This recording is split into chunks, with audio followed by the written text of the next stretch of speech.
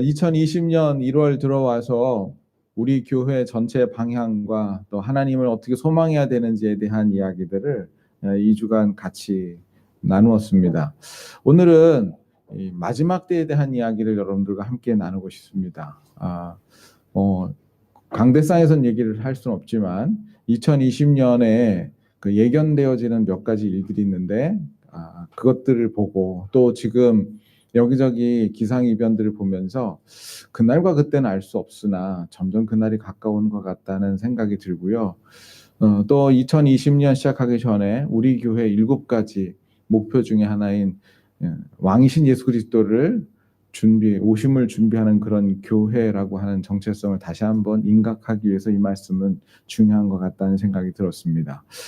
먼저 우리 예수 그리스도께서 다시 오시는 것을 믿으면 아멘 합시다. 우리 주님 다시 오십니다. 근데 여러분들 조금 시각을 정확하게 교정해야 될 필요가 좀 있습니다. 저도 그렇고 여러분들도 그렇고. 예수님의 재림을 얘기를 하게 되면 성도들이 겁부터 먹는 게 있습니다. 자꾸 재난을 먼저 생각하게 되고 666 생각하고 적그리스도 생각하고 그러는데 건강한 재림을 기다리는 사람의 건강한 태도는요. 예수 그리스도께서 완성하실 복음을 완성하실 그 시간과 그 일들을 바라보는 것이 더 정확하고 건강합니다. 여러분, 예수 그리스도께서 이 땅에 오시면 복음은 완성됩니다. 여러분, 아까 저도 막 찬양했는데 그런 생각이 들더라고요. 예수님의 얼굴을 전 한 번도 보지를 못했어요. 그런데 예수 그리스도께서 오시면 그 얼굴을 여러분들이 보시게 됩니다. 그 앞에서 찬양하게 됩니다. 여러분, 지금까지 성경 말씀을 읽으면 묵상만 했는데요. 그 묵상된 말씀이 이제 눈으로 보게 될 것이고 천사도 보게 될 것이고 하나님의 보좌도 보게 될 것이고 그리고 그리스도의 영광도 보게 될 것입니다. 성경에서 얘기한 그 모든 것들이 거짓말이거나 아니면 그것이 과장된 것이 아니라 실제였었다는 것을 여러분 예수 그리스도의 재림을 통해서 여러분들은 알게 되실 겁니다. 그 날이 멀지 않았다는 거예요. 역사상 수많은 사람들이 기대했던 그 날, 우리 손양원 목사님이 그 날을 기대하시고 주기철 목사님이 그 날을 기대하셨고 최건동 목사님이 예수천당을 부르짖으며 기대했던 그 날, 그 예수 그리스도께서 다시 오시는 그 날, 저와 여러분들이 얼굴과 얼굴을 대하여 보듯이 예수님의 얼굴을 그렇게 얼굴과 얼굴을 대하여 보는 바로 그 날, 그 날이 우리들에게 축복이 아닐 수 없습니다. 그래서 저는 재림을 생각하면 그 영광을 먼저 생각하고 묵상하시며 마음속에 기쁨이 있어야 된다라고 생각을 하는데요. 여러분, 그날은 회복의 날이고 기쁨의 날입니다. 여러분, 예수 그리스도를 믿고 구원을 받으셨죠. 그런데 죄의 공격은 여전히 계속됩니다. 근데 할렐루야, 예수 그리스도께서 재림하시면 그 모든 죄의 공격이 이제 끝나버리게 되는 겁니다. 사단의 모든 권세가 지금 여러분들한테 얼마나 유혹을 많이 하나 몰라요. 특별히 우리 청년들 얼마나 음란하게 공격하는지 몰라요. 하나님을 좀 제대로 믿으려고 하는데 뒤에서 그렇게 공격하는 세력이 많아요. 그러나 예수 그리스도께서 재림하시면 그 모든 음란의 귀신들과 마귀들과 이 세상에 자기가 최고라고 생각하도록 만들었던 모든 교만의 영들이 예수 그리스도께서 다시 오실 때 모두 무적행 속으로 들어간다고 주님께서 약속해 주셨습니다. 그 공격이 끝나는 날입니다. 성도 여러분, 빨리 그날이 오시기를 여러분들도 초대교인처럼 기도하시게 되길 바랍니다.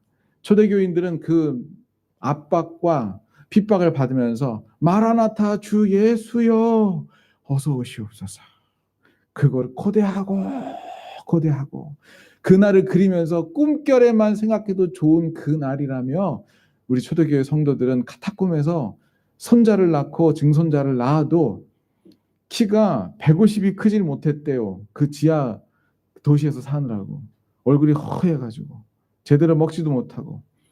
근데 그러면서도 불구하고 예수 그리스도의 재림을 그렇게 꿈꾸며 소망했는데 소망만 해도 너무 좋으니까 그 날이 바로 예수 그리스도의 재림이죠. 여러분, 그 날을 어떻게 우리가 준비해야 될까요? 그 날을 어떻게 준비해야 되는지 오늘 말씀을 통해서 함께 나누고자 합니다. 우리 예수님이 다시 오십니다. 여러분 이렇게 입으로 고백했으면 좋겠습니다. 예수님은 옆에 있는 사람에게 예수님은 다시 오십니다. 다른 옆에 있는 사람에게 이제 곧 예수님을 만나게 될 것입니다. 왜 그러냐면요. 이건 심상치 않아서 그래요. 여기 일주일 동안 여러분 이 세상에 살면서 재정적으로 힘들고 관계적으로 힘들고 마음이 괴로우셨던 분들 계시죠? 여러분들한테 소망 드릴게요. 여러분 그 모든 악은 끝이 있어요. 이제 곧 끝납니다. 마치 잠자고 딱 눈 뜨게 되면은 꿈에 보였던 모든 것들이 다 사라지고 현실이 보이듯이 여러분 예수 그리스도께서 재림하시게 되면 이 땅에 나를 힘들게 했던 모든 것들은 꿈결처럼 사라지고 예수님께서 통치하시는 완벽한 세상이 이 땅에 오신다고요. 예수 그리스도의 재림은 굉장히 중요해서 사도신경 속에도 집어넣었어요. 하늘에 오르사 우편에 앉아 계시다가 저리로서 산자와 죽은 자를 심판하러 오시리라. 너무 중요한 고백이에요. 그 우리의 소망입니다. 마태복음 24장 여러분들이 조금 전에 읽으셨던 그 본문은 계시록을 해석하는 열쇠와 같은 장입니다. 왜냐하면 그건 예수님이 직접 마지막 때에 대해서 하신 말씀이기 때문에 그렇습니다. 그래서 계시록을 해석하다가 해석이 잘 안 되면 마태복음 24장을 봅니다. 여러분 오늘 이 본문은 제자들이 뭔가를 질문하면서부터 시작됩니다. 여러분 24장 3절 말씀 같이 한번 읽어보십시오. 24장 3절 읽겠습니다. 시작. 예수께서 감람산 위에 앉으셨을 때에 제자들이 조용히 와서 이르되 우리에게 이르소서 어느 때 이런 일이 있겠사오며 또 주의 임하심과 세상 끝에는 무슨 징조가 있사오리까? 질문이 이겁니다. 세상 끝에는 인자는 언제 오시며 세상 끝에는 무슨 일이 있겠습니까? 질문이 정확하죠? 세상 끝에는. 그래서 예수님께서 거기에 대한 대답을 길게 하세요. 그리고 난 다음에 오늘 본문을 얘기하시는 겁니다. 오늘 본문에 보게 되면 예수님께서는 그날과 그때는 정확하게 알지 못한다고 못 박아 두셨습니다. 여러분 이거 되게 중요합니다. 여러분 주위에 기도 많이 하고 영험한 어떤 권사님이 날짜를 맞추면 어떻게 해야 돼요? 예? 몇 월 며칠이 온다, 11월 며칠이 온다, 그럼 어떻게 해야 돼요? 그 사람 떠나시기를 바랍니다. 왜냐하면 예수님이 분명히 말씀하셨습니다. 그날과 그때는 아버지의 권한에 두셨으니 너희 알 바 아니오라고 사도행전에 말씀해 주셨어요. 아무도 모른다 그랬습니다. 예수님도 모르는데 자기가 무슨 용가리 통뼈라고 자기가 뭘 압니까? 예수님보다 영성이 깊어요? 예수님도 모르는데 그날 어떻게 알아요? 추측은 할 수 있어요. 가능성이 있다라고 얘기할 수 있지만 정확하게 그날을 신천지같이 이렇게 마치거나 그러면 안 되죠. 떠나야 됩니다. 그런 사람들. 근데 우리 주님이 뭔가 하나를 말씀해 주셨습니다. 그날과 그때는 정확하게 알 수 없지만 그때가 되면 무슨 징조가 있을 것이다 라고 말씀해 주십니다. 여러분 32절, 33절에 그렇게 얘기하시죠? 32절, 33절 읽겠습니다. 시작. 무화과 나무의 비유를 배우라. 그 가지가 연하여지고 잎사귀를 내면 여름이 가까운 줄 아나니 이와 같이 너희도 이 모든 일을 보거든 인자가 가까이 곧 문 앞에 이른 줄 알라. 여러분 이스라엘은요 가을이 새해예요. 그러니까 이스라엘력으로는 7월 1일이 새해 첫날이 되고요. 우리나라 역으로는 10월 1일, 그러니까 가을이 모든 절기의 시작이 됩니다. 사실은 온 땅은 풍요로움서부터 시작했잖아요. 창세기. 그래서 이스라엘 사람들한테는 가을이 시작이에요. 그리고 밤이 있고 낮이 있었기 때문에 밤이 하루의 시작입니다. 그러니까 성경적이에요, 굉장히. 네. 그럼 가을이 시작이면 여름은 뭐예요? 여름은 끝이죠. 그래서 재밌는 것은요. 이스라엘의 여름이라고 하는 단어가 카이즈라고 하는 말이에요. 그런데 여름을 보내다가 카츠가 되고요. 요 카이즈는 어디서부터 나냐면 캐츠라고 하는 말이 나왔어요. 카이츠, 카츠, 캐츠 전부 다 같은 어군이에요. 캐츠가 뭐냐면 끝이란 뜻입니다. 그래서 1, 2, 3, 4, 5, 6, 7 해다 캐치하면 끝인 거예요. 질문 하나 해볼까요? 근데 이 캐치에 분사형이 있어요. 메캐츠라고 하는 말이 있어요. 자, 여러분 한번 상상해 보세요. 카이츠, 여름, 캐츠, 끝. 카츠 여름을 보내다. 그러면 분사 메케츠 이건 무슨 뜻일까요? 놀랍게도 이것은 깨어 있다란 뜻입니다. 끝이라고 하는 단어가 분사로 쓰이게 되면 깨어 있다는 말이에요. 여러분 이게 우리나라 말로는 전혀 다른 단어들인데 히브리 사람들은 이것을 같은 어근으로 다 집어넣었어요. 마치 우리나라가 영국, 영어, 영한사전, 영국 사람 이거 전부 다 같은 어근 속에 집어넣듯이 끝, 여름, 깨어있다, 여름 보내다 이걸 전부 다 같은 어근 속에 집어넣습니다. 그래서 제자들, 히브리어를 아는 제자들한테 무화과 나무가 잎사귀를 내면 여름이 가까운 줄 알라라고 얘기를 할 때 여름이란 단어를 들을 때 그들은 자연스럽게 끝을 생각하게 됩니다. 근데 33절 보니까 마치 무화과 나무가 계절이 되면 잎사귀를 내는 것처럼 우리나라 말로는 이런 거예요. 봄이 되면 개나리에 노란 꽃봉오리가 이제 맺히는 것처럼 봄이 되면 땅바닥에서 연한 파릇파릇한 잎사귀가 나오는 것처럼 맞죠. 여러분 이게 한겨울이 지나고 조금 있으면 봄이 될 텐데 여기저기에 황토색빛 흙 위에서 뭔가 아주 초록색 연한 순이 여기저기서 나게 되면 뭐가 기대가 되냐면 이제 따뜻한 봄이 오는구나라는 것을 우리는 기대하지 않습니까? 이스라엘은 무화과 나무 잎사귀를 내면 이제 여름이 가까웠구나라고 하는 것을 생각하게 되어집니다. 마치 그와 같이 너희들이 세상 끝을 물어봤니? 자, 예수님께서 오실 때 그 가을이 오기 전에 너희들에게도 마치 무화과 잎사귀 같은 봄날에 개나리에 노란 순이 올라오는 것처럼 너희들에게도 뭔가 징조가 있을 거야. 그 얘기를 해주셨습니다.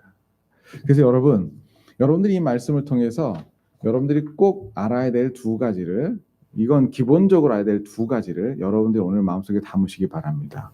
첫 번째, 예수님께서는 반드시 오신다는 거. 반드시 오십니다. 정말 오십니다. 여러분 어떤 사람은 신앙생활을 무슨 추상적으로 하시는 분들이 많으십니다. 우리 교회는 그런 사람이 없기를 바랍니다. 그러니까 뭐 이 세상을 살아가는 것이 다 목적인 그런 사람들이 있습니다. 아니요. 성경은 이 세상뿐만 아니라 내세에 대해서도 분명히 얘기를 해주고 있고요. 그것이 완성이에요. 예수님은 반드시 오십니다. 그런데 오시는데 오시기 전에 뭐가 있다 그래요? 주님이 말씀하셨어요. 무화과 나무 잎처럼 징조가 있을 것이다. 이거 기억하셔야 됩니다. 그런데 왜 이 징조에 대해서 말씀하시고 왜 이 일들을 너희들이 바라고 그렇게 말씀하시냐면요. 마지막 때가 되었을 때 사람들은 그것에 대해서 생각하지 않을 것이다 라고 하는 것이 예견되셨기 때문에 그렇습니다. 그래서 오늘 예수님께서 이런 말씀하셨어요. 천지는 없어질지언정 내 말은 없어지지 아니하리라 그렇게 말씀하셨는데 37절서부터 39절 보니까 그때 마지막 때에 분명히 내가 올 것이고 분명히 예수님 오시고 징조도 분명히 보여주는데 징조를 보여줘도 못 볼 것이고 예수님이 오시는 것을 기대하지도 않을 것이다 라고 하는 이야기를 37절부터 39절까지 하게 되어집니다. 여러분 37절에서 39절까지 노아의 방주 얘기하면서 이런 얘기하셨죠? 읽겠습니다. 시작. 노아의 때와 같이 인자의 임함도 그러하리라. 홍수 전에 노아가 사람들이 먹고 마시고 장가들고 시집가고 있으면서 홍수가 나서 그들을 다 멸하기까지 깨닫지 못하였으니 인자의 임함도 이와 같으리라. 여기 보니까 예수님께서 임함도 뭐와 같으리라? 이와 같으리라. 노아의 때와 같으리라 말씀하셨는데 노아의 때가 어땠냐면 사람들이 먹고 마시고 시집가고 장가갔다고 그럽니다. 여러분 먹고 마시고 시집가고 장가가는 건 나쁜 게 아니에요. 우리 사랑하는 청년들 장가가고 시집가시게 되길 바랍니다. 나쁜 거 아니에요. 근데 중요한 건 뭐냐면 장가가고 시집가고 먹고 마시는 게 거기에 집중하더라는 겁니다. 그래서 지금 여기저기 화산이 터지고 지진이 일어나고 말씀하신 대로 환난과 핍박이 있는데 그런 얘기를 하면 성도님들이 그런 일이 있었어요? 그러는 거예요. 도대체 인터넷을 보고 인터넷 열면 뭘 보는 거지? 보니까 먹고 마시고 시집가고 장가가는 일을 주로 검색을 많이 하는 거죠. 도대체 뭘 생각하는 거지? 먹고 마시고 시집가고 장가가고 회사 가고 밥하고 하는 것에 집중하는 거죠. 하나님께서는 분명히 우리들에게 지금도 징조를 보여주십니다. 제가 여러분들과 그 얘기를 나눌 거예요. 예수님께서 말씀하신 이런 일들이 전부 다 이루어져 가고 있어요. 그런데 그 일들을 마지막 때 그 사람들은 보지 않을 수도 있다는 말씀을 하시는 거예요. 먹고 마시고 시집가고 장가가고 일상성 속에 그냥 한 몰이 푹 뜨여 있어요. 그래서 그걸 못 봐요. 언제까지 깨닫지 못해요? 다 멸할 때까지. 죽으면서도 이게 뭔 일이지? 그러는 거죠. 그래서 내가 이렇게 상상해 보면 예수님께서 이렇게 오시는 그때도 저게 뭐지? UFO인가? 뭐 이렇게 생각을 할 것 같아요. 마귀를 싹 쓸어 담아가지고 무저갱에 집어넣고 마귀에게 속한 자들도 싹 같이 갔는데 내가 지금 어디 가고 있는지 자기도 자신도 모르는 거예요.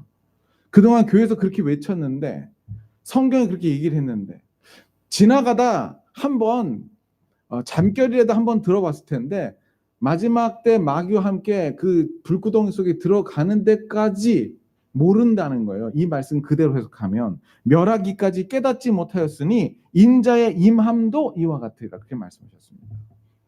주님은 뭐 하길 원하냐면 그래서 너희들은 깨어 있으라라는 말씀을 하시는 거예요. 그 징조를 볼 수 있도록 너의 마음이 깨어 있으라는 거예요. 하나님께서 약속하신 이 약속이 지금 이루어져 가고 있다는 이 역사의 거대한 흐름을 눈치챌 수 있도록 깨어 있으라는 것입니다. 여러분 42절 말씀 우리들에게 주시는 예수님의 말씀이잖아요. 42절 읽겠습니다. 시작. 그러므로 깨어 있으라 어느 날에 아멘. 너희가 깨어 있으라고 얘기합니다.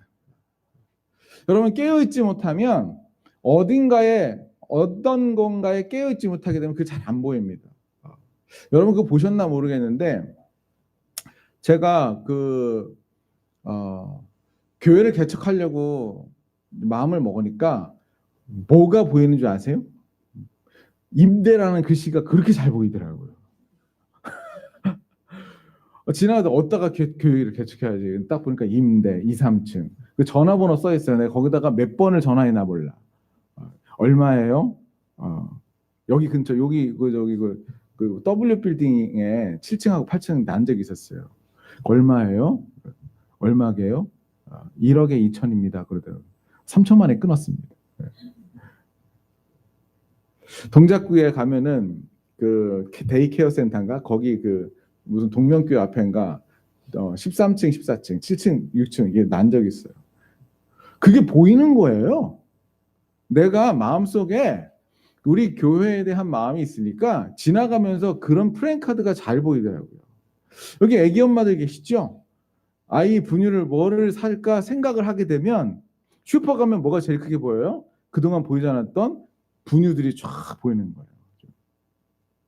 내가 오늘 양파를 사야 되겠다고 생각하게 되면 길 가면서 뭐가 보여요?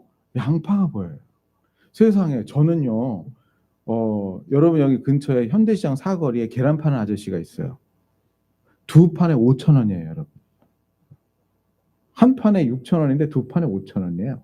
가시다가 사시게 되길 바랍니다. 근데 지금도 5천 할려나 모르겠는데 5천 할 때가 있었어요. 계란을 사야 된다는 생각을 하니까 지나가다 그동안 안 보였던 계란이 보이는 거예요. 여러분 임대라는 표시는 아까부터 계속 있었어요. 1년 전부터. 계란 파는 아저씨는 1년 전부터 계속 팔고 있었어요. 양파는 그 가게에 계속 있었어요. 그런데 내가 거기에 대해서 관심이 없으니까 그냥 지나가 버린 거죠. 하나님은 예수님께서 이 말씀을 선포한 이 다음부터 이 재림을 준비하고 계셨고 그리고 지금 막판에 이러한 징조를 지금 보여주시는데 깨어있지 못하면 마치 분명히 임대라는 글자가 있는데도 불구하고 지나가는 것처럼 주님이 분명히 징조를 보여주시는데도 지나가더라는 거예요. 그래서 못 보는 거예요, 여러분. 멸하기까지 모르는 거예요. 우리에게 뭐라 그랬냐면 내가 이렇게 징조를 보여줄 테니까 너네들 깨어 있어서 과거에도 지금에도 수십 년 전부터 보라고 너희들 보라고 계속해서 이렇게 징조를 너희에게 보여주는 거 그거 보고 내가 가까웠다는 거 알고 알았다면 이제 준비해라 이 얘기를 하시려고 우리 보고 깨어 있으라고 하는 거예요. 성도 여러분 예수 그리스도께서 오시기 전에 주님이 하신다라고 말씀하신 이 징조를 여러분 보시는 은혜가 있게 되기를 바랍니다. 자, 여러분 그러면 몇 가지 징조만 얘기할게요. 간단하게. 저는 이 얘기 여러분 다 아는 얘기일 수 있는데 이 얘기를 여러분들과 나누면서 여러분들의 눈이 열려서 주님이 오시고 계시다는 주님의 발자국 소리가 들리는 듯한 그런 은혜가 있었으면 좋겠어요. 주님이 어떤 얘기를 하셨냐면 24장을 얘기하면서 첫 번째 3번이나 강조한 얘기가 있어요. 그건 미혹받지 말라라는 것입니다. 여러분 어떤 징조가 있겠습니까? 라고 3절에 물어보고 난 다음에 주님이 맨 처음 얘기한 게 4절이에요. 여러분 4절 말씀 같이 한번 읽어보세요. 4절 5절 읽어보겠습니다. 시작.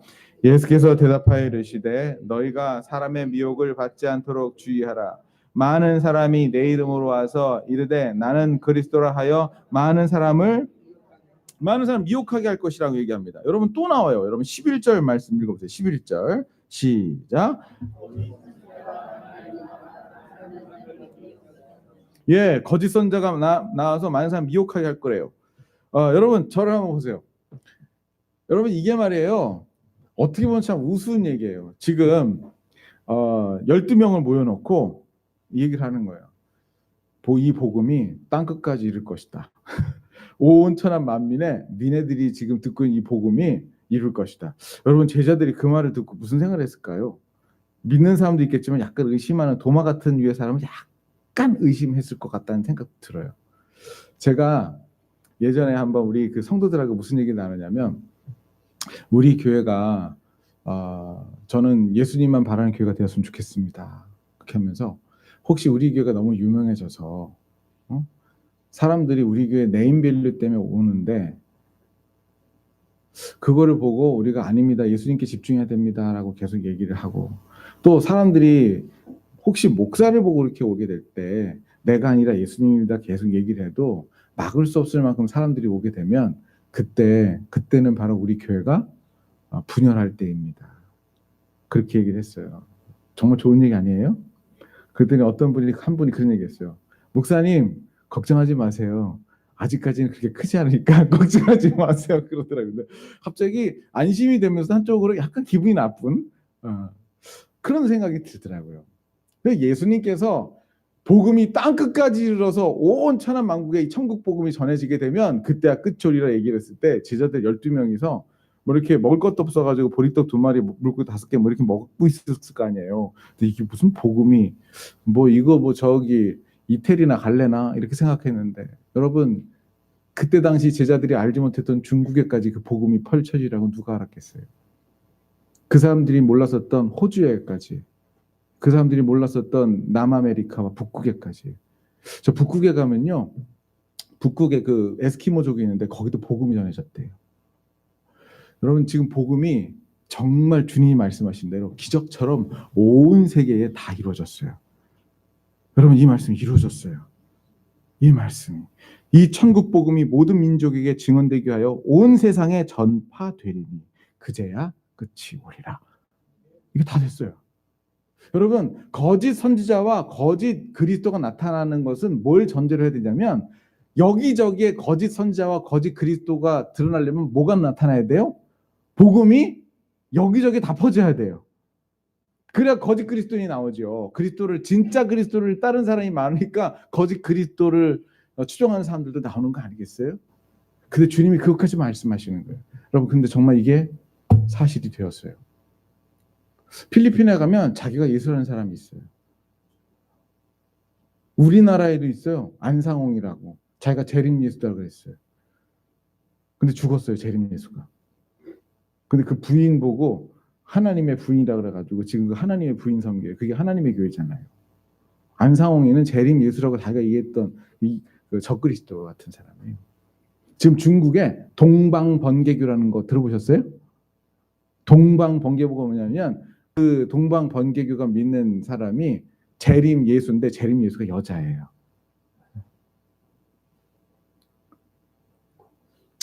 여러분 여기저기에 주님이 말씀하신 제자들이 이 얘기를 들을 때 중국이란 나라도 몰랐고 거기에 복음이 퍼질 것도 몰랐으며 거기에 적그리스도 동방번개 같은 그런 여자가 나타날 줄 몰랐어요.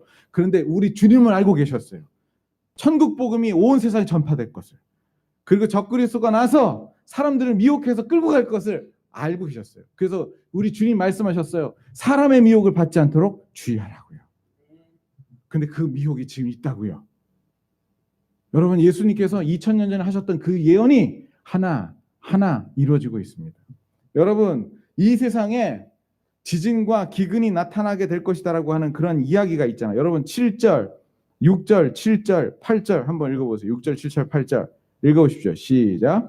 난리와 난리 소문을 듣게 했으나 너희는 삼가 두려워하지 말라. 이런 일은 있어야 하되 아직 끝은 아니니라. 민족이 민족을, 나라가 나라를 대적하여 일어나겠고 곳곳에 기근과 지진이 있으리니 이 모든 것이, 여러분, 지난주에 필리핀 화산 터졌어요.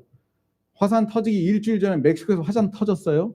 멕시코에서 화산 터지기 2주일 전에 뉴질랜드 화산 터졌어요. 작년에 화산이 얼마나 많이 터졌나 몰라요. 여러분, 올해 들어서도 작년 12월부터 계속 여기서 6.5 지진이 계속 일어납니다. 21세기 들어서 20세기에 비해 10배 정도 많은 지진이 세계 각국에서 일어나고 있습니다. 이 수치가 지금 20년째 떨어지지가 않아요. 지진은 하나님이 일으키시는 건데요. 주님께서 말씀하신 대로 이 지진이 세계 곳곳에 있다고요. 기근이 일어난다고요. 호주가 불바다가 된다고요. 하나님 아버지께서 우리에게 말씀하신 이 모든 것, 민족이 민족을, 나라가 나라를 치는 이런 일들이 지금 일어나고 있는데, 여러분, 제가 한번 이렇게 생각해 봤어요. 여러분, 이거 아셔야 되는데 제자들은 스마트폰이 없어요. 그래서 어디 나라에서 지진이 일어나고 어디 나라에서 전쟁이 일어나는 걸 알 수가 없어요. 누가 소리로 들려주지 않는 이상. 여러분, 처처에 기근이 일어나고 지진이 일어난다는 것을 알 수 있도록 이 마지막 때 우리 손에 뭐 하나씩 들려줬어요. 그게 스마트폰이잖아요. 여러분, 안방에 앉아가지고 처처에 기근이 일어나고 지진이 일어나고 난리와 난리 소문이 있다는 것을 여러분들이 지금 보시고 계세요. 그거 왜 줬냐면 주님께서 지금 일하시고 계신다는 것을 여러분들에게 알려주시기 위함이 아닐까 싶어요. 마지막 징조가 뭐가 있냐면, 이게 재난의 시작인데 9절 보니까 이런 말씀을 합니다. 여러분, 9절 말씀 한번 읽어주세요. 시작. 그때 사람들이 너희를 환난에 넘겨주겠으며 너희 죽이리니 너희가 내 이름 때문에. 여러분, 우리 주님이 오시는 것은 너무 기쁜 날이고요. 복음의 완성이고 이제 여러분들이 꿈꾸던 그 예수 그리스도를 정말 보는 그런 날이 올 텐데, 이 일이 있기 전에 태양이 떠오르기 전에 가장 어둡듯이 어두운 시간 하나를 통과하셔야 됩니다. 그런데 그거는 지난번에도 얘기했지만 동굴이 아니라 터널이에요. 지나가게 될 거예요. 환란으로 들어갑니다. 이미 환란이 이제 들어온 것 같아요. 예전에는요, 공산권하고 무슬림권만 핍박을 받았는데 지금은 불교권, 힌두권도 같이 핍박을 하고요. 심지어는 지금까지 기독교 국가였던 영국이나 미국 같은 그런 나라에도 그런 핍박이 시작됩니다. 제가 여러분들한테 이런 얘기를 드리면 좀 안 믿으실 것 같은데, 작년에 오픈도어 선교회에서 통계를 냈습니다. 예수님 믿는 것 때문에 죽은 사람이 작년에 2,980명이 넘어요. 작년 한 해 동안에. 그런데 이거는 인도와 동남아, 아프리카 남부 쪽 통계가 매겨지지 않는 나라는 제외입니다. 2,900, 3,000명 훨씬 넘는다는 거예요. 매년마다. 작년에 그 중국 교회가 핍박한다는 얘기를 함께 같이 나누고 여러분들과 함께 기도를 했었던 적이 있었는데, 혹시 영상 준비됐나요?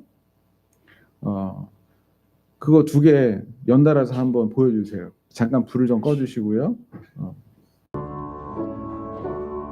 In China, if you choose to worship God, you are accepting you will be watched by the police. The church and these growing congregations have been accused of undermining devotion to the Communist Party, with President Xi warning they could be a conduit for foreign infiltration. As the Sunday morning service got underway at the Early Rain Presbyterian Church, 2 uniformed officers arrived to check on the congregation. They focused on the overspill rooms, which are a reflection of how much this gathering in Chengdu has grown. More and more Chinese people are turning to Christianity despite a government crackdown. New laws have been introduced which give the state greater control over religious meetings, their message and their members. Despite the risks, Pastor Wang Yi continues to use his sermons to condemn the regulations. We pray, God, please let us be prepared to face persecution when it happens.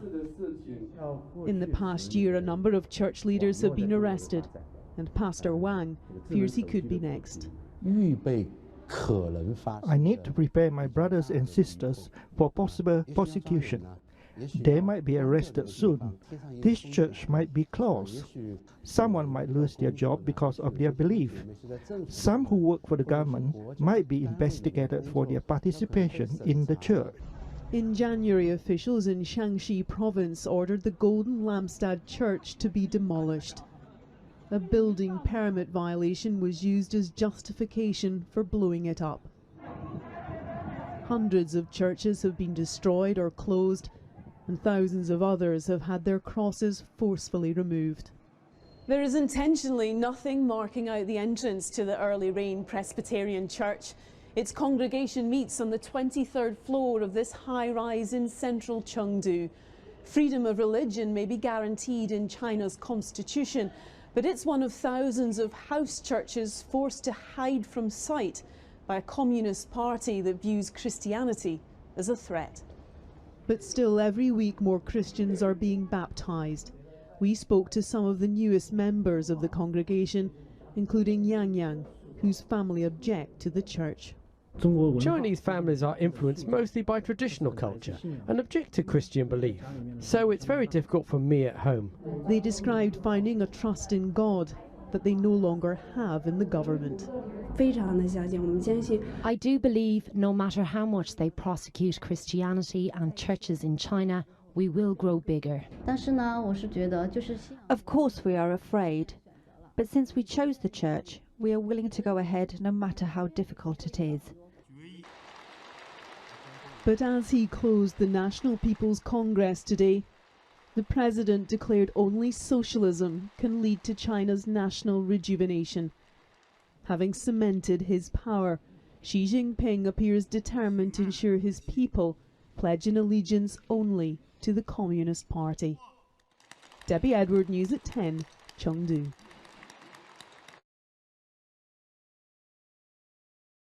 이슬람이 국교인 국가에서 개종을 권유하고 전도하면 처벌을 받는다는 사실 많이들 알고 계실 텐데요. 그런데 종교개혁이 일어났던 영국에서도 실제 전도를 해 처벌받는 일이 발생했습니다. 차별금지법인 영국 평등법 때문입니다. 미국 변호사 전윤성과 함께하는 기획보도 차별금지법 통과구 후 교회 4가지 모습들에서는 전도와 차별금지법에 대한 판례 분석을 세 번째 순서로 다뤘습니다. 김현정 기자가 전합니다. 차별금지법에는 어떤 행위를 차별로 보고 처벌할 것인가에 대한 규정이 있습니다. 이 중 대표적인 것이 괴롭힘입니다. 단어의 뜻 그대로 특정한 차별을 이유로 적대적, 모욕적, 협박적, 불쾌감을 당하는 것을 금지하고 있는 것입니다. 괴롭힘을 당했는가 당하지 않았는가는 괴롭힘 당사자의 주관적 인식을 고려해 판단하도록 돼 있습니다.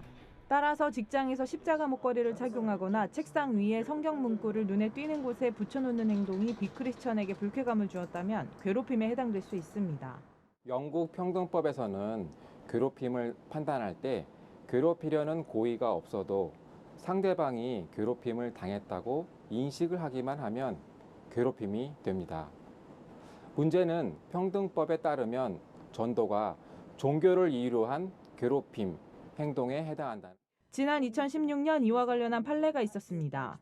물리치료사인 빅토리아 와스테니 씨는 같은 직장의 애냐 나와즈라는 무슬림 여성과 개종 권고가 없는 종교에 관한 이야기를 서로 나눴습니다.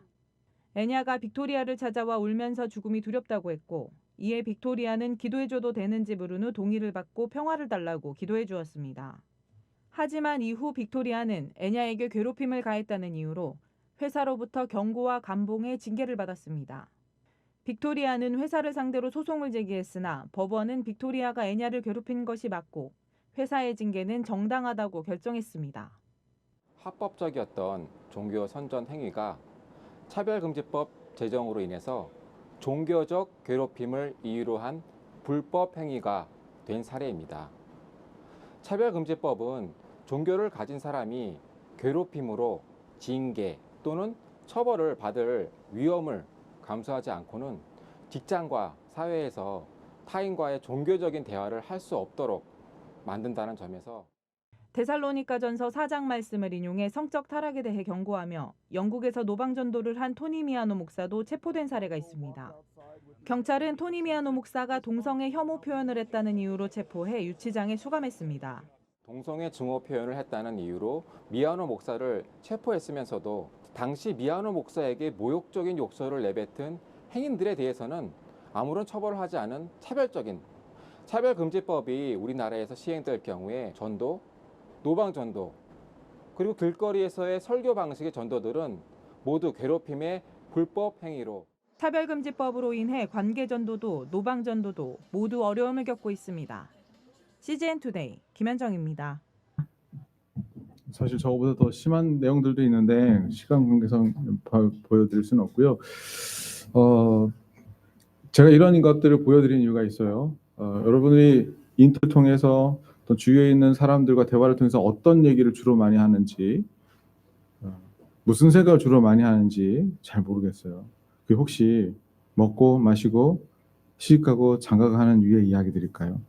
우리 주님은 지금도 이거 벌써 아까 그 왕희 목사님 그 2018년 이야기예요. 지금 그분 작년에 선고받고 이미 감옥에 들어가셨습니다. 9년형 받으셨어요.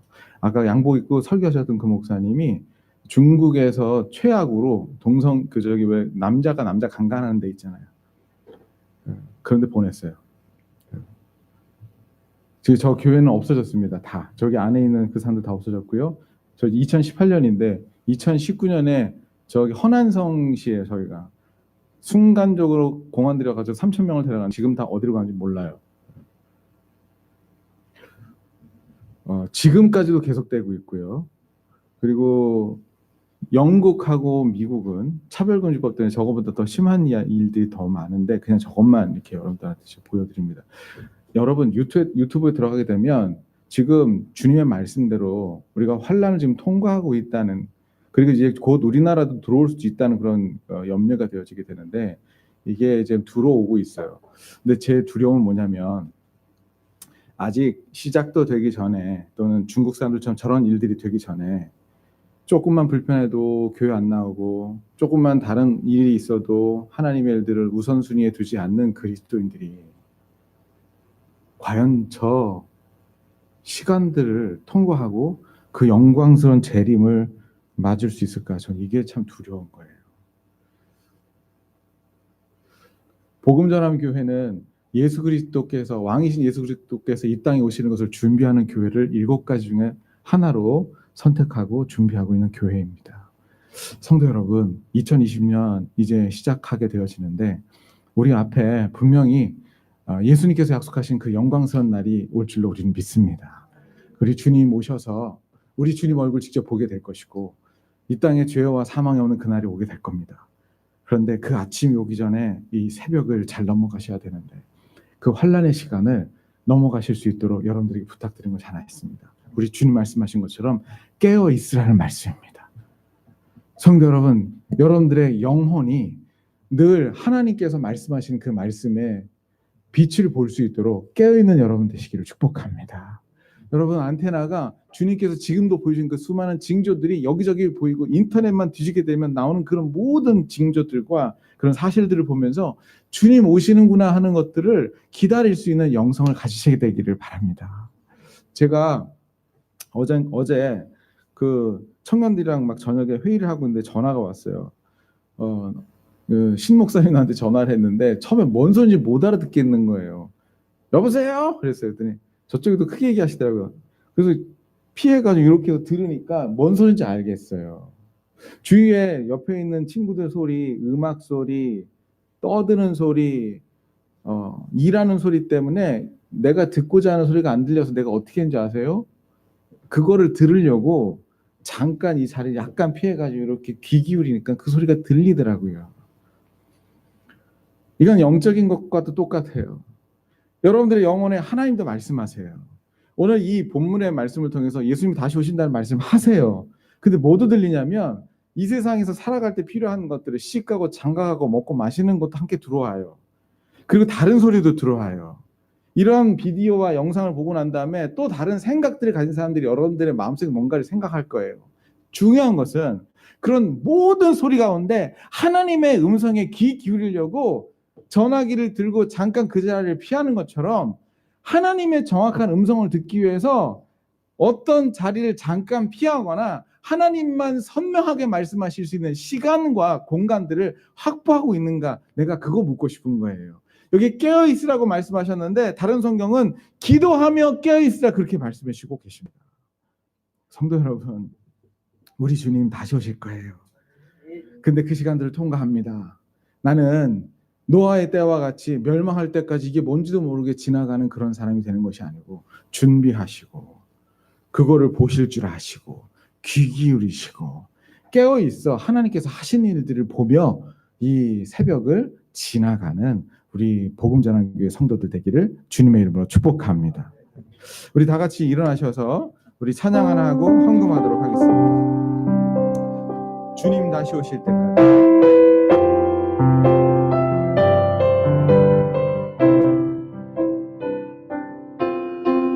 주님 다시 오실 때까지 나는 이 길을 가리라.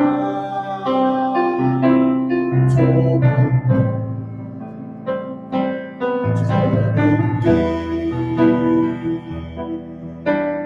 나의 십자가 지고 나의 가는 이 길 끝에서 나의 가는 이 길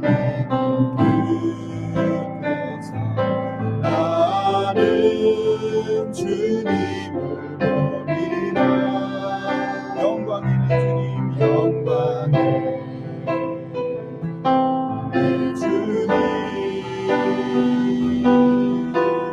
나를 맞아주시니 주님 다시 오실 때까지, 주님 다시 오실 때까지 나는 일어나 달려가리라. 주의 영광 온 땅 덮을래. 나는 일어나 노래하리. 내 사모하는 주님, 온 세상 누구시라. 내 사모하는 주님, 영광의 왕이. 우리 한 목소리 같이 기도합시다. 주여 깨어있게 하여 주옵소서. 혹시 여러분 가운데에 다른 소리가 많이 들려서 하나님이 지금도 말씀해 주시고 계십니다. 사건을 통해서 주의 말씀을 이루어 가신 것을 온 세상 말씀이 다 복음이 전해진 것도 다 보게 해주시고 적그리스도가 일어나는 것도 다 보게 해주시고 지진이 일어나는 것도 보게 하시고 화산이 폭발되는 것도 보게 하시고 환란이 일어나는 것도 말씀대로 되는 것도 보게 해주시는, 아직도 그런 것들에 대해서 감각이 없는 것이 혹시 우리 가운데 있다면 주여 깨어나게 하여 주옵소서. 준비하게 하여 주옵소서. 주 예수 그리스도의 오신 날을 준비하게 하여 주옵소서. 우리 주여 그냥 목소리로 부르짖고 기도하시겠습니다. 주여. 하나님 아버지, 우리 가운데 예수 그리스도의 재림을 준비하는 성도가 되게 하여 주시기를 기도합니다. 하나님 아버지 다 보여주셨습니다. 너희는 기도하며 깨어있으라 말씀하여 주셨습니다. 전화 소리가 잘 안 들리며 전화기를 들고 바깥에 나가서 만든 것처럼 하나님의 음성이 잘 안 들리며 하나님의 말씀을 듣고 밖에 나가서 기도할 수 있게 해주시고 세상의 성경을 듣고 하나님 이유를 내가 잡는 내가 하나님 잃어버리지 않도록 하여 주시고 하나님께서 보여주셨습니다. 이미 진행하고 계십니다. 말씀하신 대로 기적처럼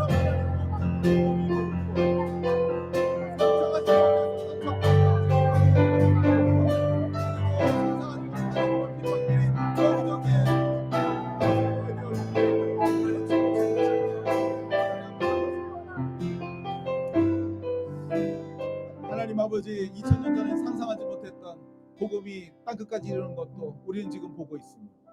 그때는 상상하지 못했던 적그리스도와 거짓 선지자가 세계 각국에 일어나는 것을 우리는 지금 보고 있습니다. 주님 말씀하신 대로 지진과 기근이 이렇게 많이 일어나는 것을 21세기에 들어가지고 우리는 그걸 보고 있으며, 하나님께서 우리들에게 말씀하신 것처럼 하나님 모든 환난과 핍박이 시작되는 것들을 보게 되는 것을 보게 됩니다.